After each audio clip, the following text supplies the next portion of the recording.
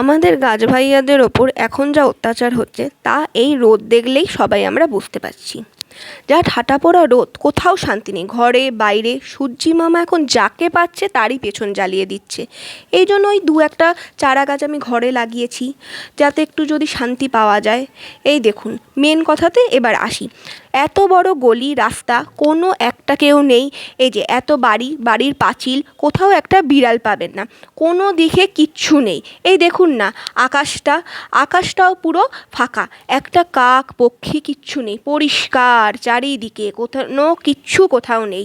তার মধ্যে কে ঘুরে বেড়ায় জানেন? আমাদের এই রোদে ঠাটা পড়া ছাদের মধ্যে দেখুন, আপনাদের দেখাচ্ছি, চলুন যাই, কে ঘুরে বেড়ায়। এই দেখুন, এখানে আবার পটি করেও রেখে দিয়েছে। এই দেখুন,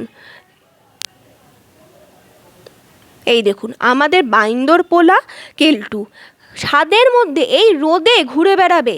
ও কি দেখে চিল্লায়, কাকে দেখে কে জানে, জানিই না। সারাক্ষণ এই রোদের মধ্যে হাঁপাচ্ছে, কী হারে দেখেছেন? তাও এই রোদ থেকে নিচে যাবে না, এত ডাকি যাবে না, আয় চল নিচে চল, আয় কেলটু। এই দেখুন, এত ডাকার পরে এখন এসেছে, এখন যেন কিচ্ছু জানে না, চল। ওর ভাই বোনরা কী সুন্দর নিচে শুয়ে আছে, কিন্তু ও ছাদেই থাকবে। এখন দেখুন তো কেমন হাঁপাচ্ছে, হাঁপাতে হাঁপাতে এই দেখবেন এক্ষুনি, এই দেখুন শুয়েও পড়লো ধপাস করে, আর শরীরে এনার্জি নেই। এই দেখুন, যখন খুব গরম লাগে তখন আমাদের ছাদের এই ওপরে ঘরে বসে থাকে, দিয়ে হাঁপাতে থাকবে, হাঁপাতে হাঁপাতে দিয়ে এখানেই ঘুমিয়ে পড়ে। তারপরে আবার ডাকতে ডাকতে নিচে নিয়ে যেতে হয়। জানেন, আমাদের এটা হলো বাড়ির ছাদের টং, সেই টঙের ওপর উঠে এরম ঠাটা পড়া রোদে দাঁড়িয়ে থাকে।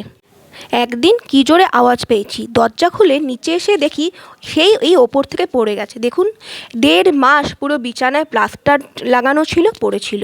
তখন অনেকটা যদিও বা ছোটো ছিল, কিন্তু বলে না, যার 8টে হয় না তার 80তেও হয় না। এখনও এত বড় হয়ে গেছে, তাও এত রোদে ওখানে দাঁড়িয়ে থাকে। যখন হাঁপিয়ে যায় খুব, শুয়ে পড়ে। দেখুন কীভাবে মুখ বার করে রয়েছে, যে জলের মধ্যে থেকে যেমন মাগুর মাছ মুখটা বার করে রাখে না, ঠিক তেমন। ঠিক আছে, আজকের জন্য এটুকুই, পরের ভিডিওতে আবার দেখা হচ্ছে। এখন আসি, টাটা।